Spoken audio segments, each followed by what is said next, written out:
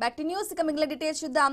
DSC పరీక్షల నిర్వహణలో అక్రమాలకు బాధ్యత వహిస్తూ మంత్రి నారా లోకేష్ రాజీనామా చేయాలని వైసీపీ నేత మాజీ మంత్రి రోజా డిమాండ్ చేశారు. రాష్ట్ర వ్యాప్తంగా డిఎస్సిలో జరిగిన అక్రమాలు అంతటికీ లోకేషే కారణమని ఆరోపించారు. పరీక్షల్లో జరిగిన అవకతవకలపై సీబీఐతో సమగ్ర విచారణ జరిపించాలని ప్రభుత్వాన్ని డిమాండ్ చేశారు. ఈ అంశంపై తిరుపతిలో వైఎస్ఆర్సీపీ చేపట్టిన భారీ నిరసన ర్యాలీలో ఆమె పాల్గొన్నారు. లోకేష్ మంత్రి పదవికి రాజీనామా చేయాలంటూ ర్యాలీలో వైసీపీ నేతలతో కలిసి నినదించారు.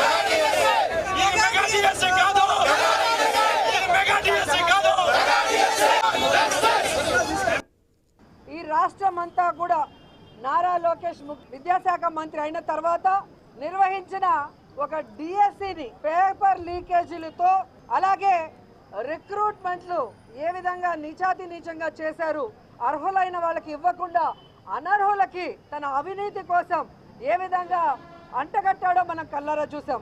విద్యాశాఖ మంత్రి నారా లోకేష్ రాజీనామా చేయాలని ఈరోజు రాష్ట్రమంతా కూడా విద్యార్థులు, నిరుద్యోగులు డిఎస్సిలో ఎవరైతే అన్యాయం అయ్యారో అందరూ రోడ్ల మీదకి వచ్చి డిమాండ్ చేస్తున్నారని కూడా ఈ సందర్భంగా తెలియజేసుకుంటున్నా. డిఎస్సి పేపర్ లీకేజ్ మీద సిబిఐ విచారణ జరపాలని డిమాండ్ చేస్తున్నాం.